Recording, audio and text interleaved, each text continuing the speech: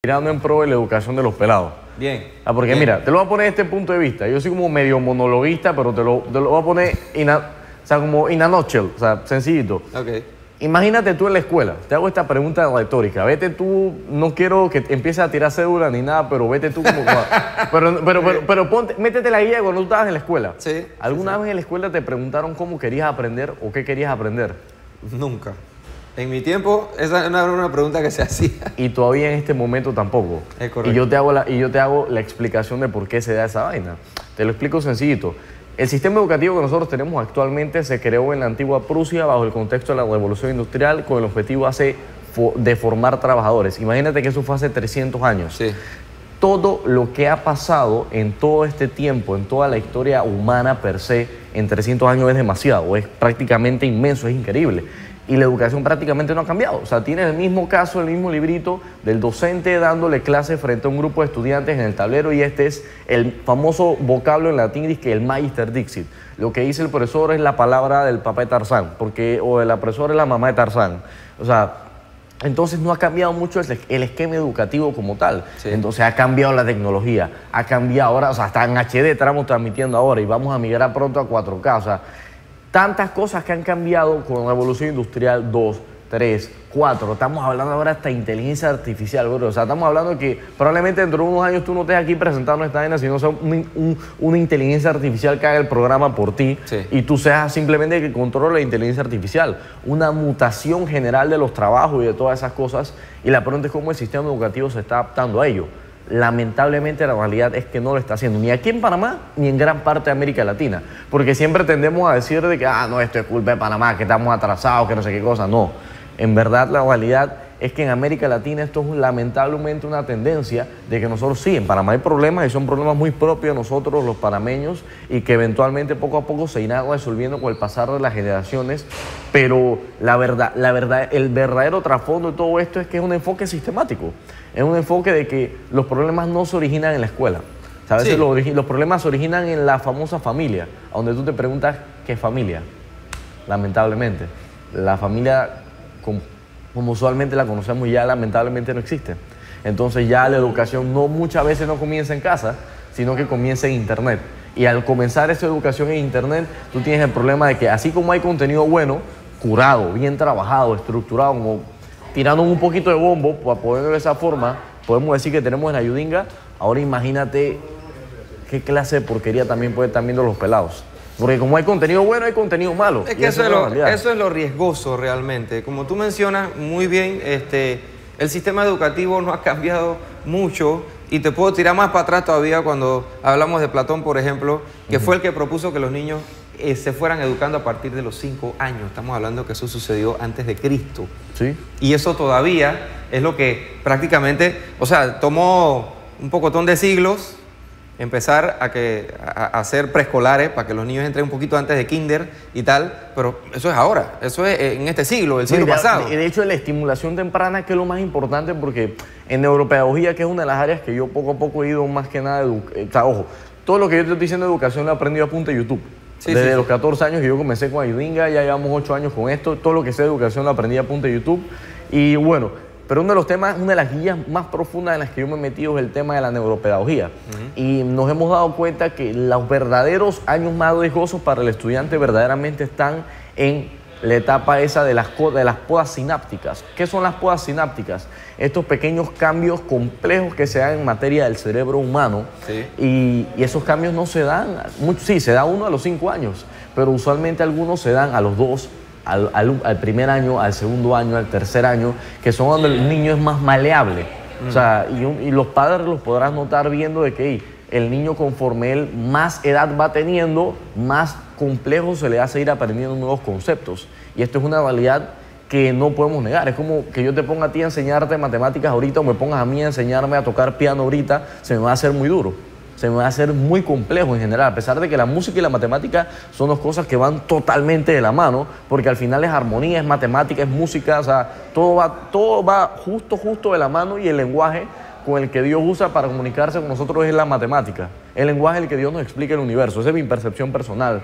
Pero La realidad de todo esto es que no nos estamos dando cuenta que la educación comienza es cuando casi el peladito nace, sale del útero y de ahí mismito tienes que comenzar a educar al chiquillo porque tienes que maximizar la función aprendizaje.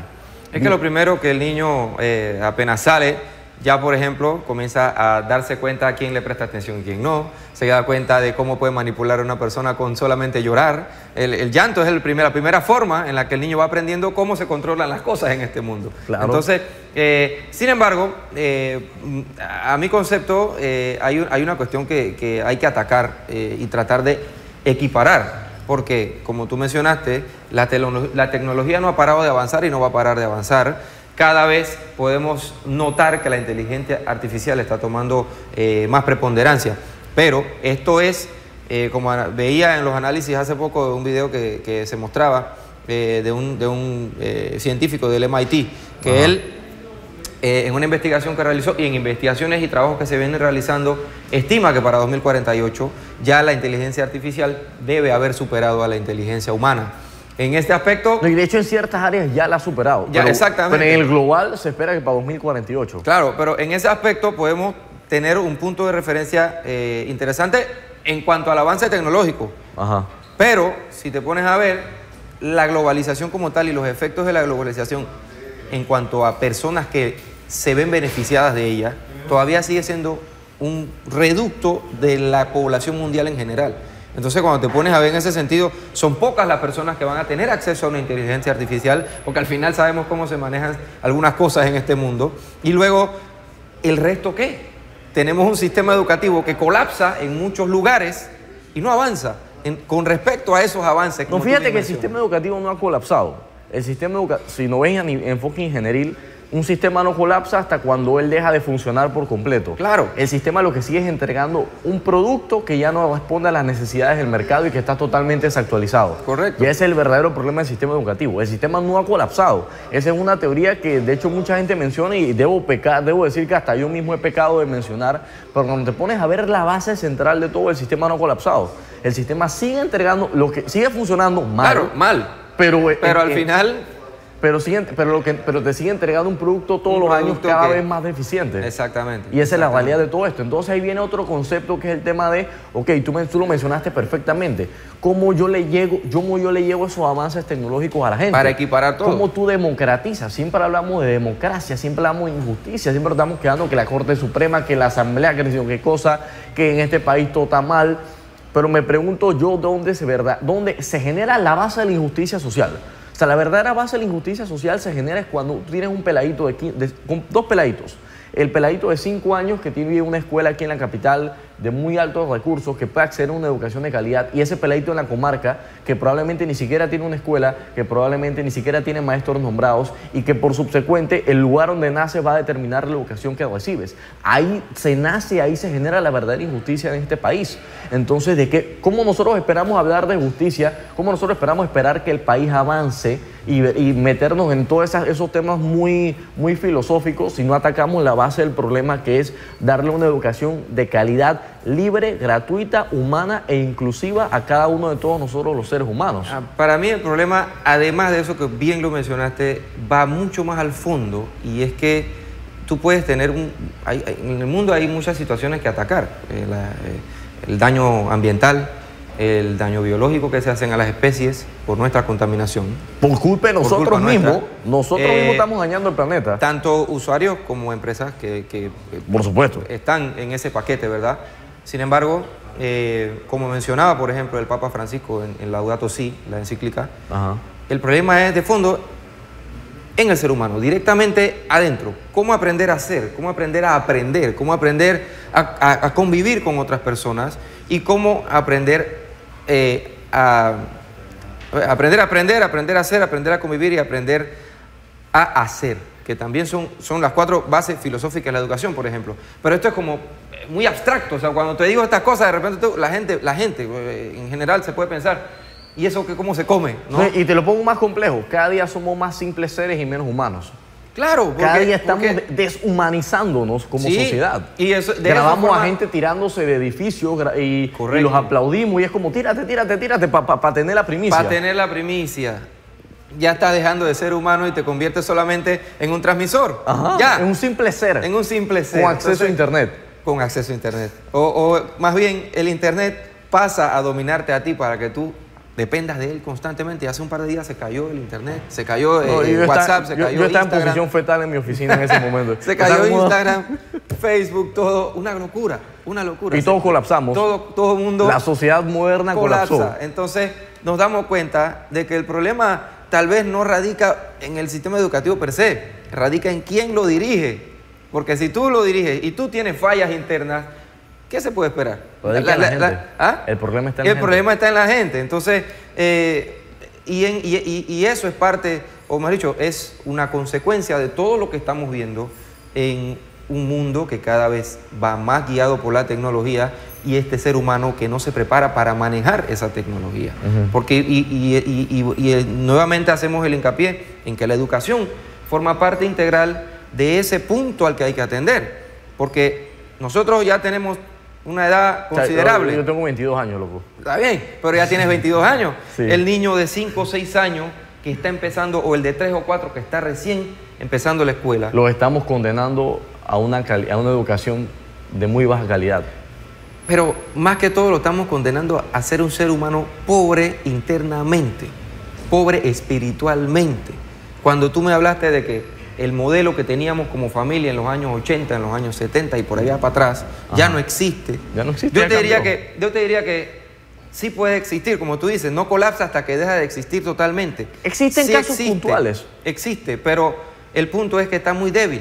Claro. Y en esa debilidad radica la fortaleza precisamente del consumismo, la fortaleza del capitalismo, la fortaleza del nihilismo, la fortaleza del hedonismo. Óyeme, todo eso está ahí, pero yo creo que en vez de atacar o fortalecer esta tetralogía del hombre light, como mencionan por ahí en algún libro, más que todo debemos centrarnos en atacar la tetralogía del ser humano, porque ahí es donde radica la cosa. Si tú le enseñas a un chico valores desde el principio, ¿verdad?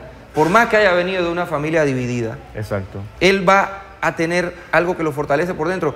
¿Cuántas personas no sufren de depresión hoy en día porque ya consiguieron todo lo que querían? Tienen un trabajo, tienen un título universitario, tienen materialmente un automóvil de lujo o tienen materialmente un pocotón de cosas, pero no están llenos por dentro. No están, y por eso es que están vacíos. Están vacíos, por eso son un digo, cascarón. Tú los exacto, tocas y es como una mesa. Exacto. Entonces, una mesa de MDF casi. Exacto. Entonces, cuando te pones a ver jóvenes con todo el futuro por delante, pero deciden quitarse la vida. Eso es una jóvenes con todo el futuro por delante, pero tienen un vicio de las drogas que se lo está quitando, que le está robando la vida a la juventud y todo, el LSD y un pocotón de cosas que podríamos un poco pasarnos de ponchera que podemos buscar horas en internet. hablando aquí de eso. Pero la verdadera cuestión, no sé si tú coincidirás conmigo en ese punto, es trabajar en el ser, sí, es trabajar internamente, porque al final esos son los valores que cuentan, son los valores que nos inculcaron a nosotros. Es que fíjate que la educación se trata de mucho más que estudiar. Siempre tenemos esta concepción de que hay que estudiar para el examen, comerse el libro y venir a vomitarlo en una hoja de papel. En esta misma hoja de papel, suponiendo que es un examen, vengo y lo vomito. ¡Pah! Aquí está mi examen, profesor, póngame 5. La educación no solo se trata de estudiar, porque al final eso es simplemente almacenar conocimiento en el buche llamado cerebro. La educación se trata de ser, de sentir, de crear, de conocer. La educación se trata de eso mismo que tú mencionas, del ser. Claro. Y ese ser conlleva el crear, el innovar, el conocer, el autoconocerse. O sea, que la persona tenga la capacidad de autoconocerse y ver cuáles son sus debilidades, cuáles son sus fortalezas, cuáles son sus ventajas. Porque todos estamos claritos ahí. Tú me pones a mí a tocar un piano, tú me pones a mí a tocar un instrumento y eso va a ser lo peor que tú vas a escuchar en toda la vida. Tú probablemente quieras y larga este mal lo más rápido posible. Pero tú me pones a mí entonces a hacer física y estamos en toda la vía contraria. Y ahí es a donde viene el tema de que todos como sociedad tenemos que aprender a convivir como sociedad, cada uno con sus virtudes, cada uno con sus talentos, cada uno es bueno para una cosa, cada otro es bueno para otra cosa. Entonces, con eso es que tú construyes ese sentimiento de pertinencia en la sociedad, claro que sí, tanto nos hace falta, claro, y cada día lo estamos perdiendo y eso es una realidad.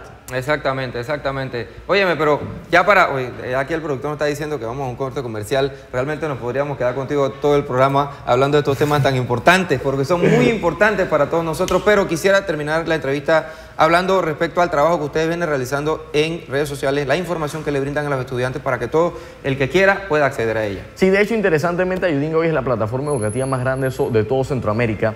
¿Qué hacemos nosotros? Te enseñamos ciencia, física, química, matemáticas y biología de la forma más adelante, más políticamente incorrecta posible. Imagínate, caso puntual de estudio. ¿Tú te imaginarías a tu profesor de física tirándose del techo de un edificio para explicar caída libre? Pues no. No, pero si yo me pongo, bueno, si no tengo como quitarme la camisa ahorita, pero eso fue un video que grabamos hace unos días casualmente, que nos trepamos a un techo y nos tiramos y con base en eso hicimos un problema de aplicación. Eso es física llevada a la vida real. ¿Sí? Experimentos, cosas absurdas como en carnavales, como enfriar una caja de cervezas de 24 cervezas en 2 minutos, apunta la segunda ley de la termodinámica. No lo digo yo, lo dice la termodinámica. Ya los chuposos que se la quieran bajar de un solo viaje.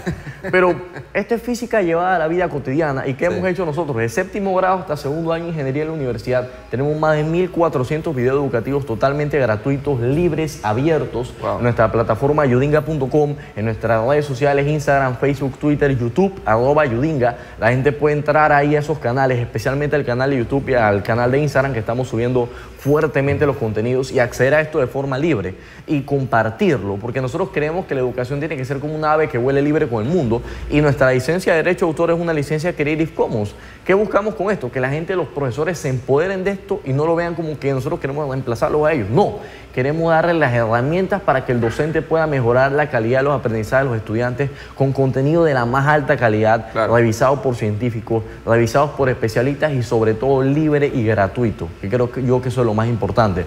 Somos un grupo de jóvenes. Yo comencé con este proyecto como te mencioné, cuando tenía 14 años, estaba en tercer año del Colegio La Salle, y lo hice porque no me gustaba la forma en la que yo estaba aprendiendo matemáticas, y fue como que, bueno, tengo 2 opciones: practicar el deporte nacional de los panameños, que es quejarse y no hacer nada, o bueno, vamos a hacer algo verdaderamente en pro de esto para ver qué eso pasa.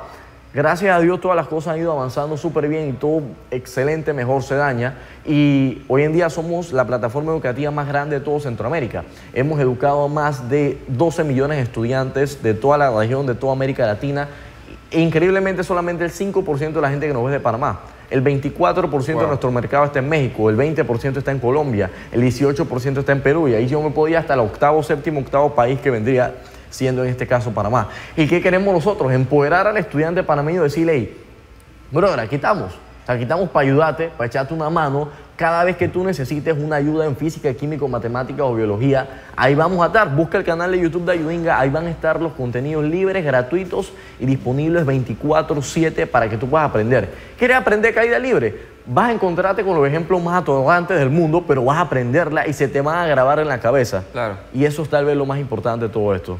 Bueno, ahí está, mi gente. Ayudinga, una ventana para ti, estudiante que nos observas en este momento y que tienes problemas en estas materias a veces tan complicadas para muchos. Ellos tienen una solución práctica y divertida de aprender. Por supuesto, atendiendo a las más de 7 inteligencias que ya se han encontrado, que todos tenemos para nosotros. Y hay más, bro. Hay más, exactamente. Un placer tenerte por acá. Gracias por la invitación, loco. A la orden, gracias a ti. Vamos a una pausa con música.